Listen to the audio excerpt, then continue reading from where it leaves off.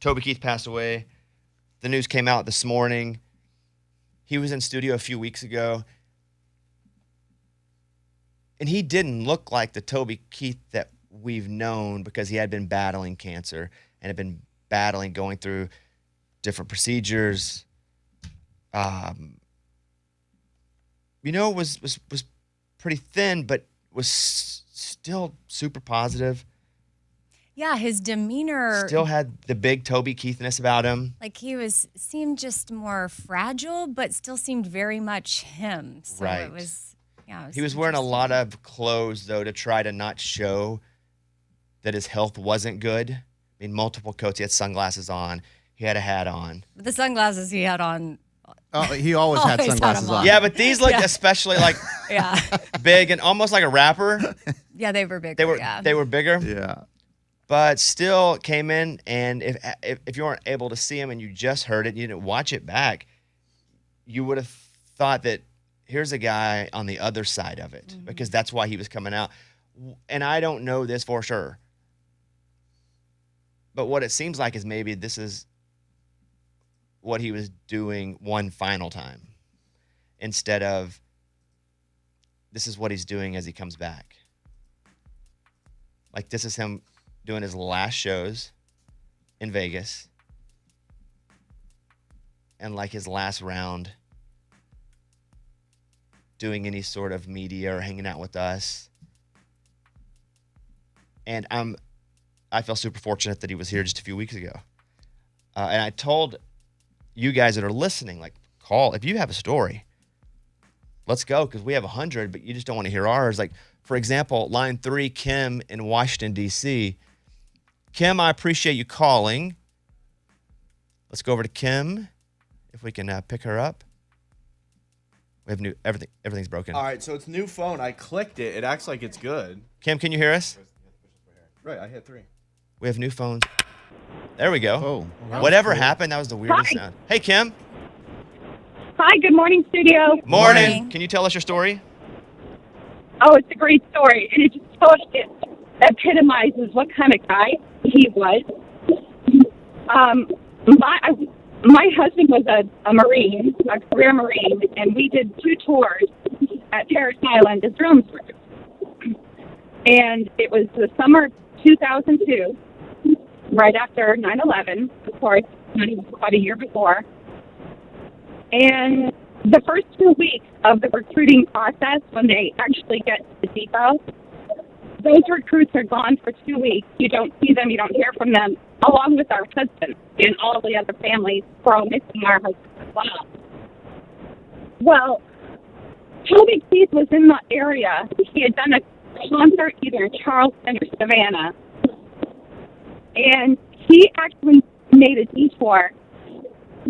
And why this is so important is because he actually came to an abandoned airfield on Parris Island and gave a concert. And the commanding general gave all of the recruits, all of the drill instructors, all of the families, basically 2 hours to come on the base to this ratty old airfield that was pot-marked with awful.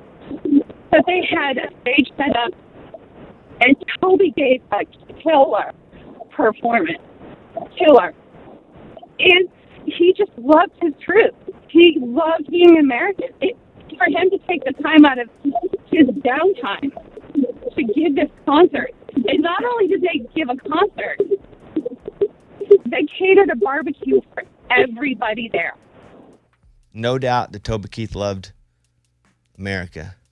I'm going to put a boot in your butt, you know what I mean? No doubt. No doubt. I mean, that'll be one of his legacies, how much he loved the flag and the troops.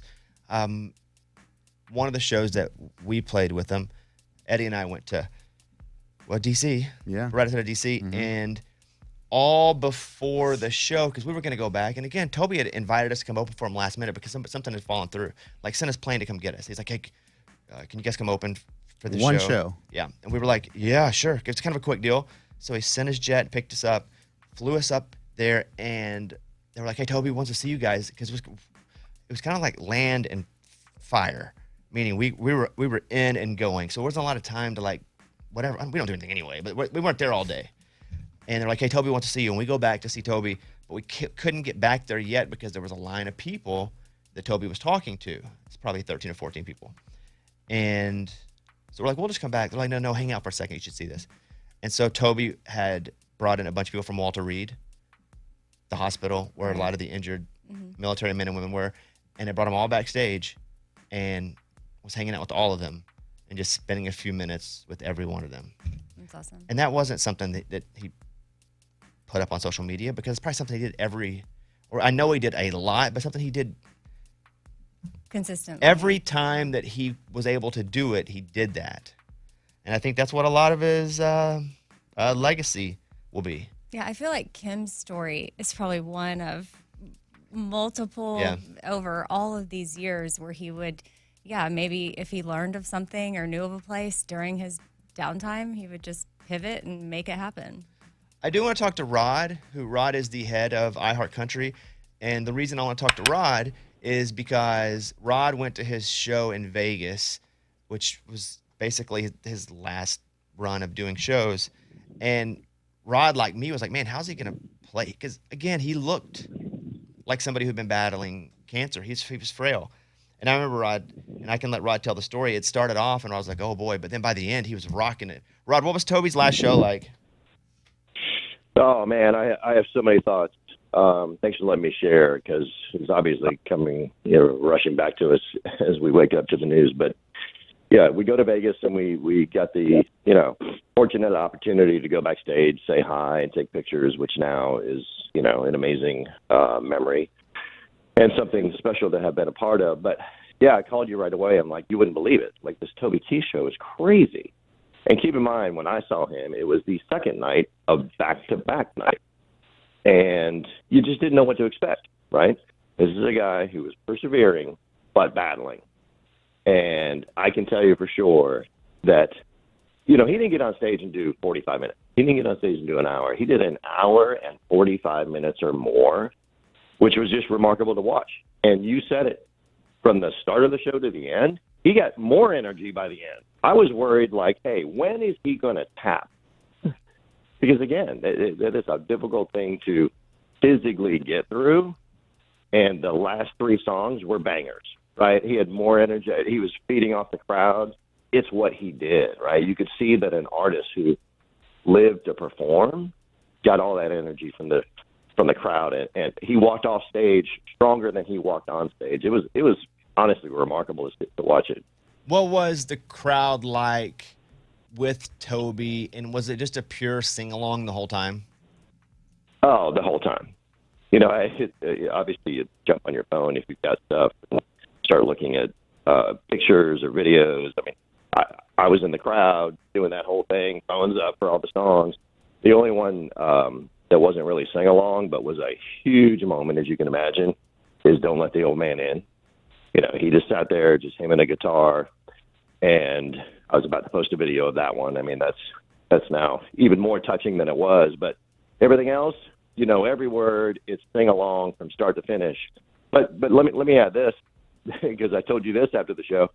You would have thought, great vocalist, right? This guy could sing live and was terrific. But you would have thought maybe some backup singer help.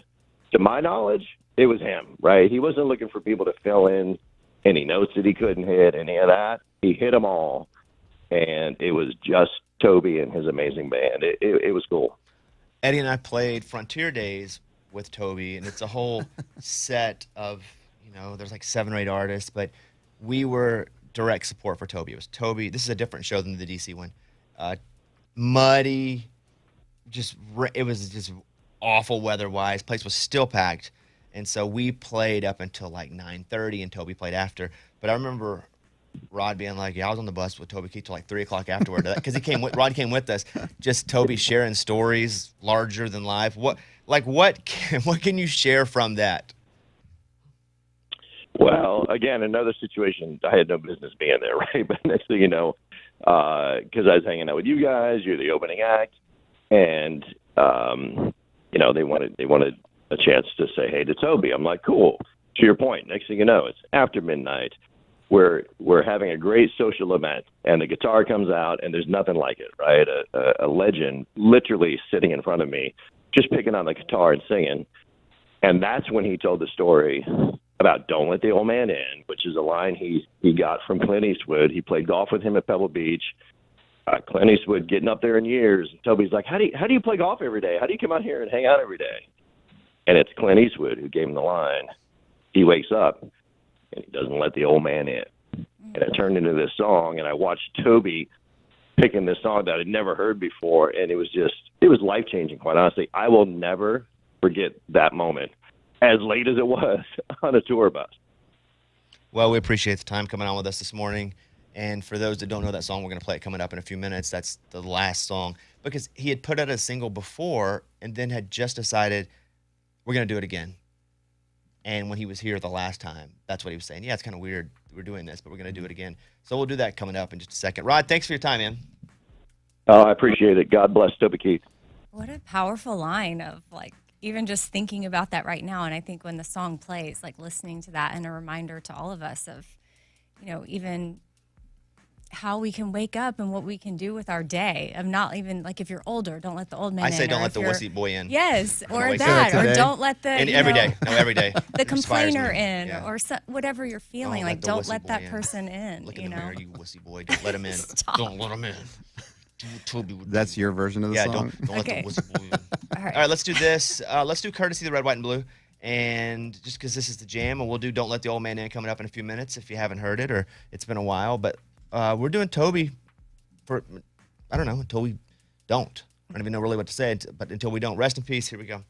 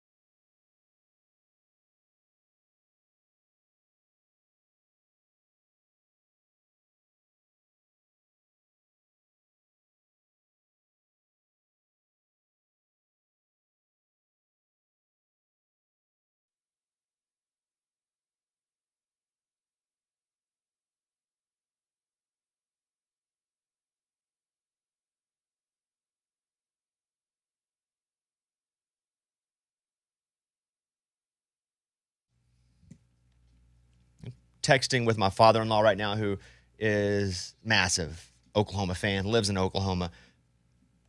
Like, when I'm home with my wife in Oklahoma, I have to tell him, like, okay, enough Oklahoma. Mm-hmm. Can I please talk about Arkansas a minute? Like, just sports. But he sent me this whole thing about Toby Keith, and he says, sad day for Oklahoma. Oklahoma loved, all caps, loved Toby Keith. And he just wrote beloved. I think a lot of people listening in Oklahoma feel like that's their dude. I think a lot of people in country music feel like it's their dude. We have George Birge on the line, and the thing about George is he just had a number one song, just so I can kind of set this up, with I got my mind on you. Nah, nah, nah, nah, nah. Know all the words. That's it. Yeah. You on my mind. But we talked about George a couple weeks ago with him because there was an old school picture of him and Toby Keith. And we were like, hey, what was that? It was him, Toby Keith, and Post Malone. Now, George, do we have George on? There he is. George, what was your relationship? How did you get to know Toby? So, hey, guys. Good morning. Morning, man. Morning. So, Toby actually was one of the first people to discover me as a musician and signed me to one of my first record deals in 2015. So, he was always just larger than life to me. We had come like out of a van and trailer, like touring across America, playing dive bars, and he took us out on tour with him, and all of a sudden it was amphitheaters and 30,000 people a night and just classic Big Dog Daddy style. Everything was like the biggest you'd ever seen in your life. And I was a Texas Longhorn, and he knew that, so he always loved to give me some fire about it. We'd show up, and my name for the green room would be on the porta potty or on the trash can or something like that. But he was also always really cool to us. Like, he gave us longer than we deserved for sound check. Like, we were always welcome at his catering, which was like filet mignon and lobster mac and cheese, and then we'd be standing side stage watching the shows, and it'd be Bob Stoops or Larry Bird or Roger Clemens, and it was just the most surreal experience getting to tour with him. And I think more than anything, he had, you know, all the success and the fame and all these people coming out to his shows, but he just genuinely loved music. He would go on stage, play 90 minutes worth of number ones for the fans, and then he would grab us and he'd say, hey, let's go to the bus. And he would want to play acoustic guitar for like 3 hours on the bus and just shoot the breeze. And he was literally a human jukebox. Not a lot of people know this, but he knew you couldn't name a song that he couldn't play as a cover. He'd literally like aggressively look at you and be like, name a song, any song. And he would make you say a song, and then he could play the whole thing from Merle Haggard to Sugar Hill Gang. It was unbelievable. His just love and respect for music. What did you see about him as a professional, as a performer, that inspired you? I think it was the way that he held the crowd in the palm of his hands. He had everybody. He really made everybody feel seen. He would, thank everybody for being there. He was proud of who he was. He was proud of the music that he made. And more than anything, he was proud of his relationship with his fans. And I think they genuinely felt that, and there was a real connection there. So it wasn't just him up there sitting behind a guitar playing music. It was him enjoying time and connecting with friends when he was on stage. And then my final question will be off of that. Like, what kind of person, when no one else was around, like, what do you think about when I mentioned Toby Keith? Toby was one of the most successful guys in the history of country music, if not maybe the most successful, and but he was also one of the most generous. And it was not when people were looking. Not a lot of people know that Toby hired, almost exclusively from his hometown, from people that he grew up with. He started that OK Kids Corral, taking care of kids that were sick. He was always donating his time and his money to the U.S. military. He was a guy that knew who took care of him, and he made sure to do the same. George, appreciate you talking with us this morning. Thank you, guys, and appreciate y'all having me on. All right, George Birge, again, was signed to Toby's label, toured with Toby, has a lot of great Toby stories. This is Don't Let the Old Man In, the song he played at the People's Choice Awards, the song we were talking about a minute ago. Toby Keith, rest in peace, buddy.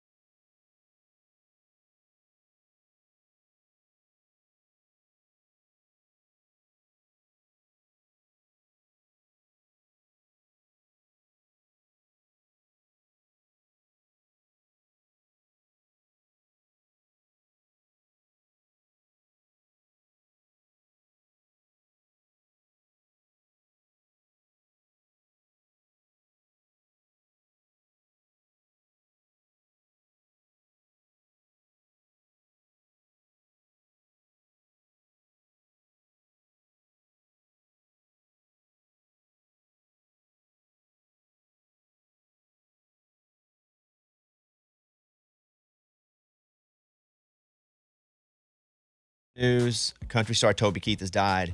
They shared it on social media early this morning. Toby told the world in 2022 he had stomach cancer. His last performance was in December for a sold-out Las Vegas show. He was with us very recently. We have a lot more stories from a lot more of our awesome callers. I mean, Eddie and I have hilarious stories with Toby, and we'll get to them. We got nowhere to go and nothing to do except pay our tributes and respects to a country icon, Toby Keith. We'll be back next.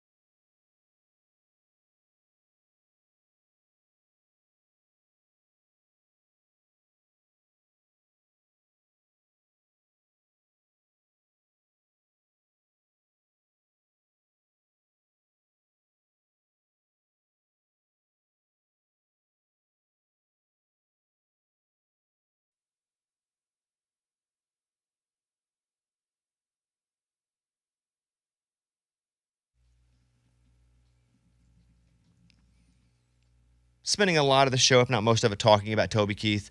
They announced this morning that he had passed away at 62 years old. I want to put on Eric in Delaware. Hey, Eric, we appreciate you calling the show here. A lot of people have stories, thoughts, emotions regarding Toby's death. Eric, you're on. What would you like to say? Oh, my goodness. Hey, good morning, studio. Morning. Hey, quite the somber Tuesday. But I just wanted to share a Toby Keith story about when I was deployed in Afghanistan. We had just gone under attack and lost some people. Very somber, bad time. We knew there was a concert coming, but we didn't know who at the end of the week. And, I kind of stumbled upon where it was at, and this big blonde-haired dude get on stage and start strumming his guitar, and I lost it, and it was Toby. He just rocked out for us in the middle of Afghanistan and brought us all home through his music for maybe an hour or so, and he didn't care that he was coming in to a hot zone, and he just wanted to be there with us, and he did. So it was amazing. Yeah, that track's fully on brand for Toby. We appreciate that story, Eric. We got a lot more just like that too. I just said, hey, if you know something, and it is like, so we're not leaving. I got to play like this little thing that goes, Bobby Bones, and then we'll, hold on one second.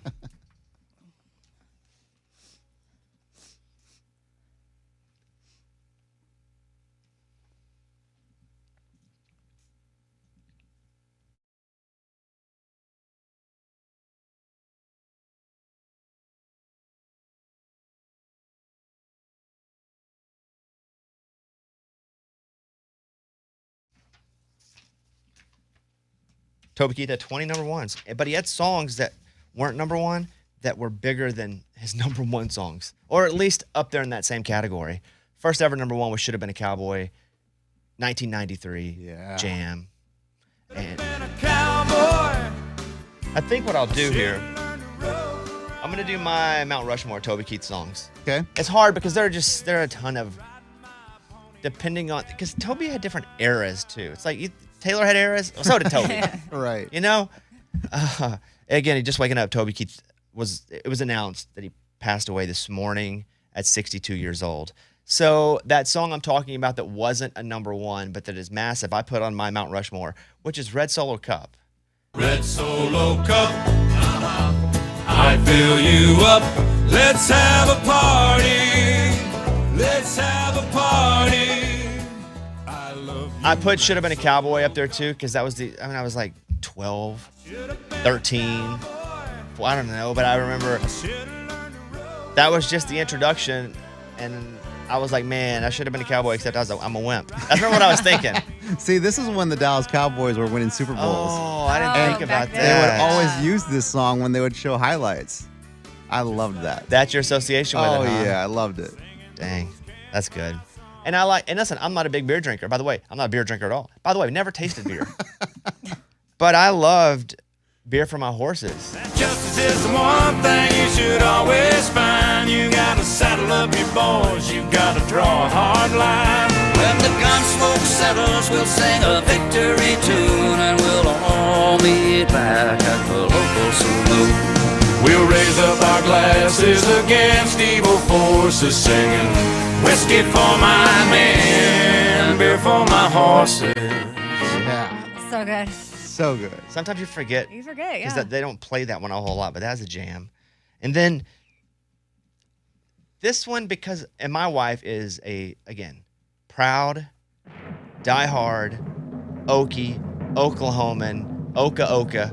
Everything starts with Oak, she's that. Her family's that. And she knows every word. And sometimes she sings this song when it doesn't even come on. Want to talk about me? I want to talk about me, want to talk about I want to talk about number one. Oh my, me, my, what I think, what I like, what I know, what I want, what I see. I like talking about you usually, but occasionally I want to talk about me. I want to talk about me. I love it.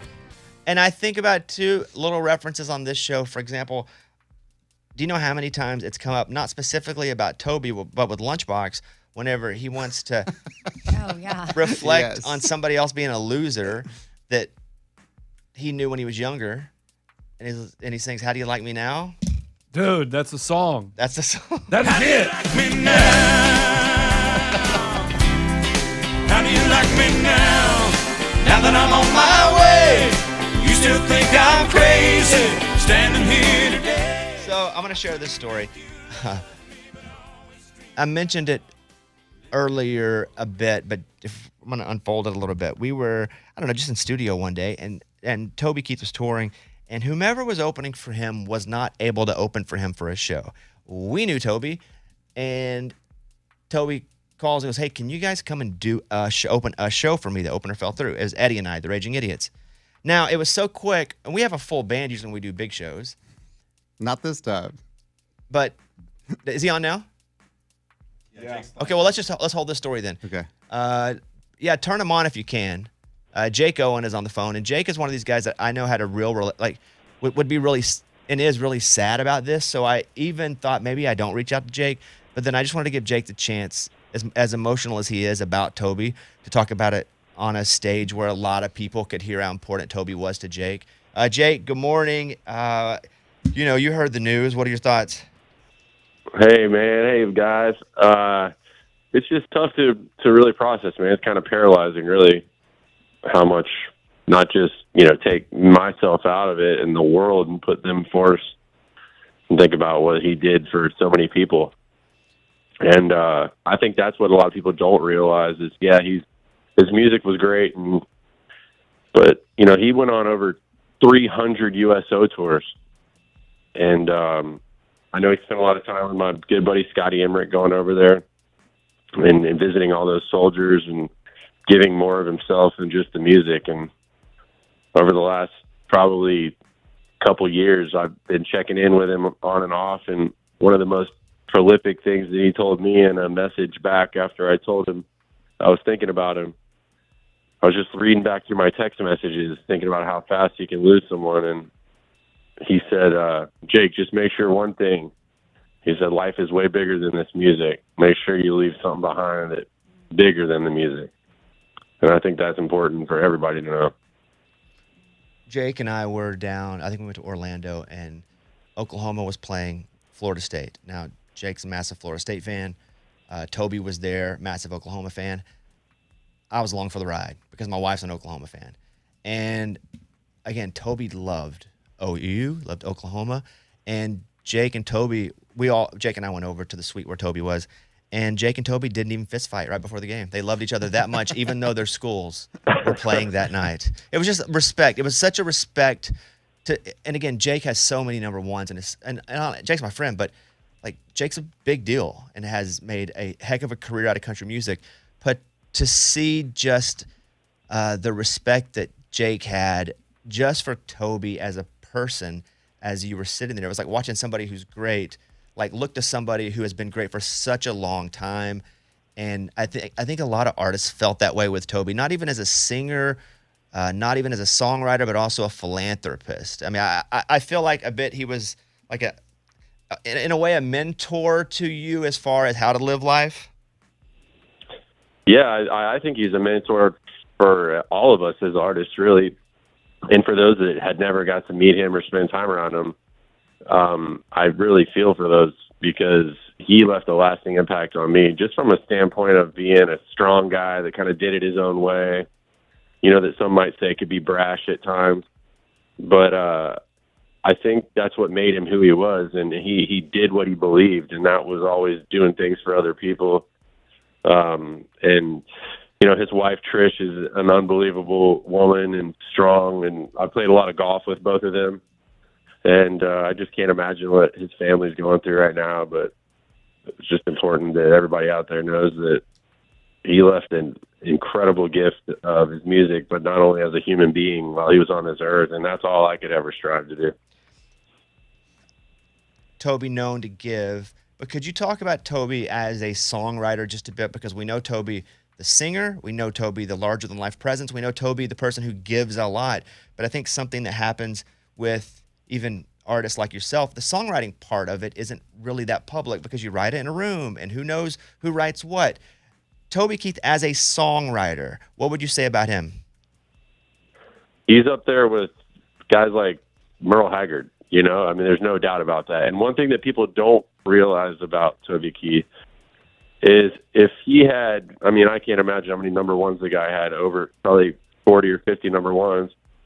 And he wrote, I think, 15 or 20 of them by himself. And it's just, man, I don't know, it's hard to even process the music right now outside of, as I mentioned, the legacy he left behind as a human being. I've talked to so many of my friends this morning, from John Daly to, you know, Brian O'Connell, the promoter that spent so many years with him. And nobody's really talking about the music as much as we just obviously talk about him as a human being and how much he impacted all of our lives.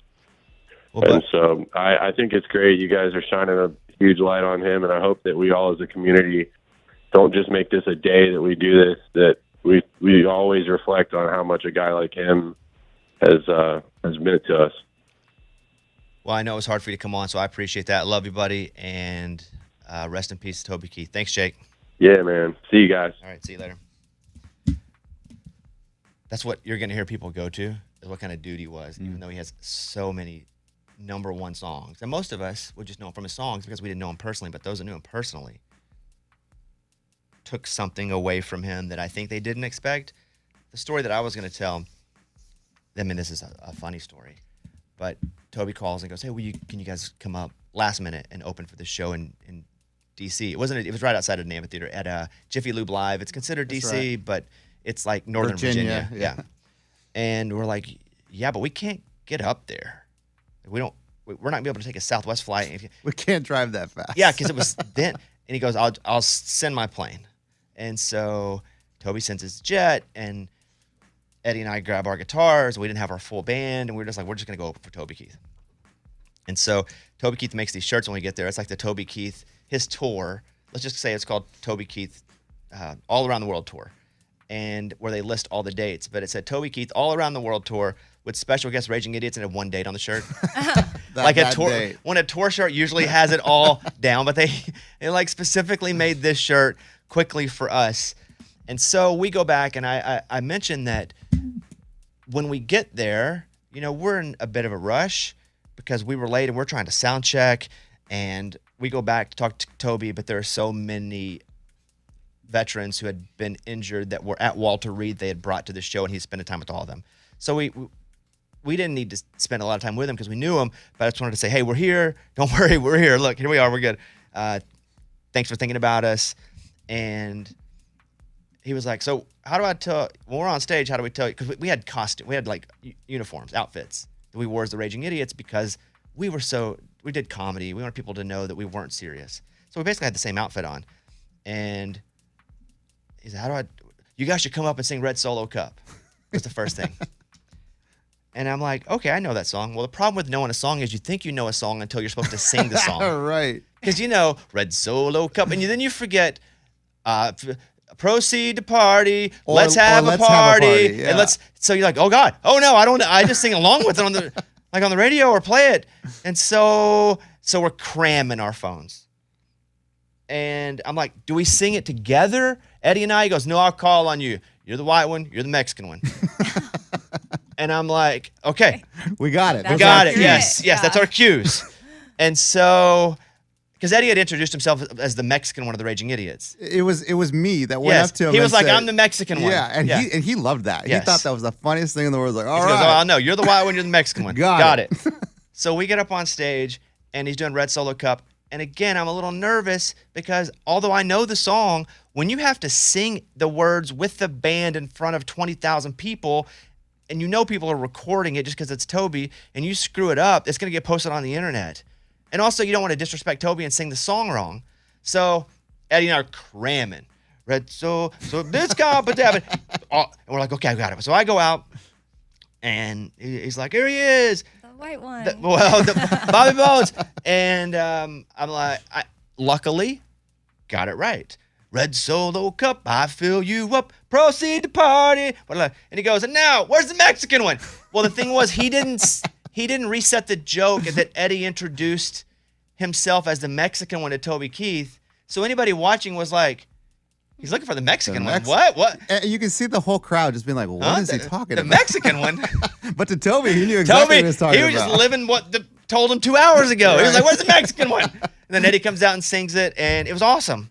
And we didn't screw it up. I don't think that bad, but... Well, not that bad, because at the end of the night, we're walking by his tour bus, and he's out there, and he goes, hey!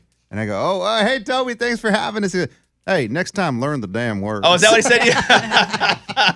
Oh, my gosh, I love this. That's funny. I know he said that to you. Yeah. That's funny. Never forget it. So my point with all that is, even when he was on stage, he wasn't thinking to himself, how can I be this person they want to see? He was just himself. Didn't even care to share the inside part of the joke that probably would have made people go, oh, okay, he's not just yelling, where's the Mexican? Eddie introduced himself as the Mexican. He just didn't tell everyone else. He just didn't tell anybody else that part of that joke. Need to clarify? Yes. Yeah. So that was, and we were playing, opening that show. I remember looking on the side stage, and David Lee Murphy was watching us as we were playing. And I remember thinking, this is bizarre. We're playing, opening for Toby Keith. David Lee Murphy's watching us because he came on the road to write with Toby. Yeah, just to write. Yep.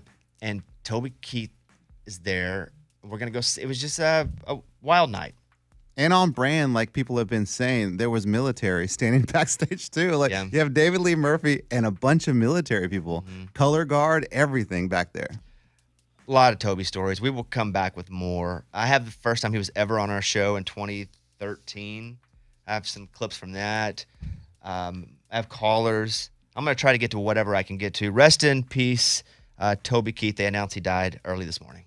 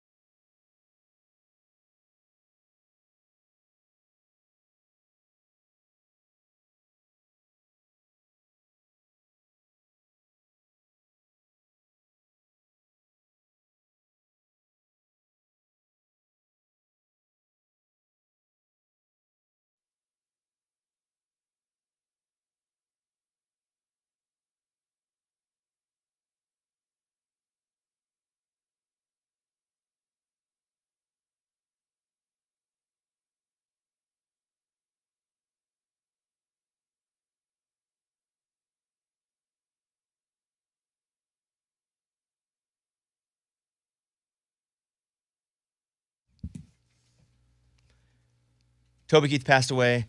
They announced this morning, not sure exactly when he passed, but this morning early, the family released a statement saying Toby Keith had passed. He was just in our studio a few weeks ago. Played his last shows in Vegas.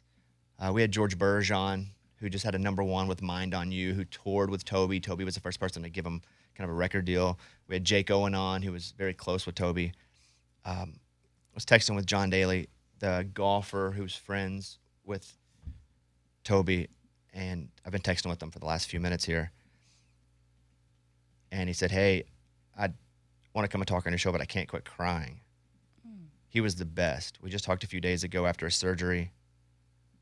Then he said, F cancer. That's what John said. He said he was the best brother. So, as you can see, it's people not going, man, he made the best songs. He sang the best songs. It's people that knew him going,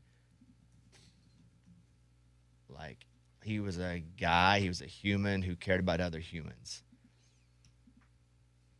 Big personality, loved Oklahoma. We went to my wife and all of our family, and you know me, I'm as Arkansas as it gets, but I do root for Oklahoma softball because basically our family coaches that team. Patty Gasso, the Oklahoma softball coach, we're very close to her. She's my brother-in-law's mom. And so we go, and it's hard for me to root for Oklahoma, I'll be honest with you. But I do, and I love Patty. And so we went to the championship game, which we have been a couple, because they've won, I think, 2 or 3 in a row. And Toby was there. He's at tons of OU stuff off. He still lived in Oklahoma. And so he was there, and then we go to the after party, mostly because I just want food. But then Toby showed up, and they sing. Would you have the clip, Ray, of Toby in the bar? Yep. Here, play this.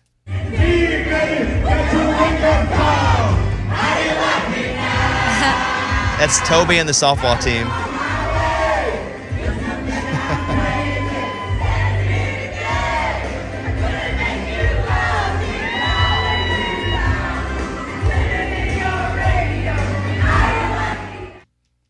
Crazy, huh? That's really cool. Goosebumps. Fun, on brand. What a cool memory for them. I do want to go talk to Cowboy Mike in Maryland, who is on line 4. Raymundo, if you can pick him up. Hey, Cowboy Mike, can you tell me your story? Hey, good morning, studio. Morning. Okay, so I love his music. I always felt like he was out there for us, the regular guy. I was in Vegas in his restaurant, and we were just sitting there eating dinner. He comes in, just the hugest presence, like you said. He took time and went to every table, shook everybody's hand, little chat, and when people would ask me, what I would tell them, they were like, can you just, how was it? Describe him in one word. And it was just genuine. The only word I can think for him is genuine. Got to be pretty cool to be having dinner and Toby Keith comes to the restaurant. Yeah. That's how, yeah. And says hi. Yeah, we appreciate that, Cowboy Mike. Thank you for the story. Thanks, guys. I want to go over and talk to Billy in Georgia. Hey, Billy, you got to meet Toby, I'm hearing. Let's go check it in. Billy, you met Toby? Yeah. Yeah, go ahead. Okay, yeah, I got to meet him. So I got a lot of playback. Hold on a second. Okay, but change this. I apologize. Oh, you're good. Okay, so, I met him in Iraq in 2011. And, first of all, like everybody keeps saying, he's a genuine guy. When you meet him, it's like you know him. And, Oh, we lose him? I can read you what he was going to say. I guess we lost his cell. He said he got to meet Toby in Iraq. He did a concert for them. They started to get hit as far as, I don't know, bombs or During it? Enemy fire? Wow. Yes. And he said Toby went and hid in the bunkers with everybody. And then after that was over, came out and sang Courtesy of Red, White, and Blue. Wow. Right after that. Wow. I keep in my mind playing over and over what a caller earlier said. I think his name was Eric, and Toby had come to Afghanistan when he was deployed there. and they had a rough week, lost some people, and then Toby played for an hour. And the way Eric put it, which is probably how so many soldiers feel, because I guess Jake Owen said he played 300 USO shows. I know. So a lot of people saw Toby, but for 1 hour, they were taken home, and to be overseas and in that environment, but then to have an hour where you get to be home. You're not in America, but Toby took them there where they probably felt just such comfort and peace for that 1 hour. Toby was obviously synonymous with Oklahoma. Again, he moved back, which a lot of country artists don't do because the industry's here. But Toby was like, I'm good. I made all my money, and I'm still going to tour, and I'm still Toby. I'm still Toby freaking Keith. And so, but he was on, and this didn't really make the show, but we talked about his love of Oklahoma football, and just because he's a massive fan. Do you live close enough to go to a bunch of games? Are you close enough to Norman? I'm 7 miles from the stadium. My ranch is about 7 miles. The stadium kind of sits on the outskirts of town, and I'm out further. Would you ever put on another team's shirt? No. Now I will say this: my mom's from Arkansas and my dad's from Oklahoma. So, like I told you, I'm all OU, but my second, if I have a second favorite team, is Arkansas. And the first 2 or 3 football games I went to as a 6 or 7 year old, my grandmother took me to Fayetteville and Little Rock to two different. Y'all played 2 different stadiums. So I went to Fayetteville, and then I went to Little Rock, saw Tech and SMU in the old Southwest Conference. But so I tell everybody, Keith Jackson's a great tight end at OU. He's from Arkansas. And when we see each other, we yell Boomer Suey instead of Boomer Sooner. Toby Keith passed away. They announced it this morning. When we come back in a second, I have Toby's very first ever appearance on this show, which is now 11 years ago, the first time we had met him, when he gave us the infamous Google Me. Wow. And I don't even know if he said that on the air. I think he just said that when we were talking to him being funny. Oh, really? Oh, okay. We've told that story. So, it's been an inside joke with us. Yeah, but I have clips of him on the show for the very first time. We'll do some callers. Toby was in just a few weeks ago. If you have a great story, we encourage you to call us to 877-77-BOBBY. Be back in a second.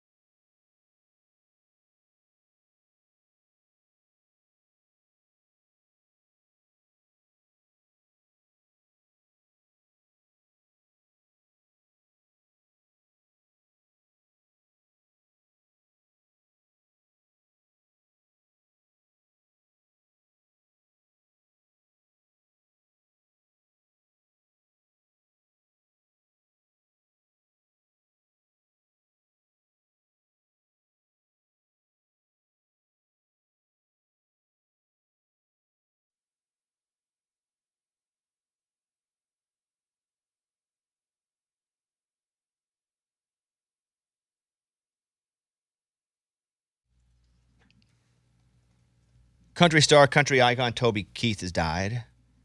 Maybe you saw it on social media, heard us talk about it earlier. The news was shared on his social media way early this morning. 2022 is when he told people he was battling stomach cancer.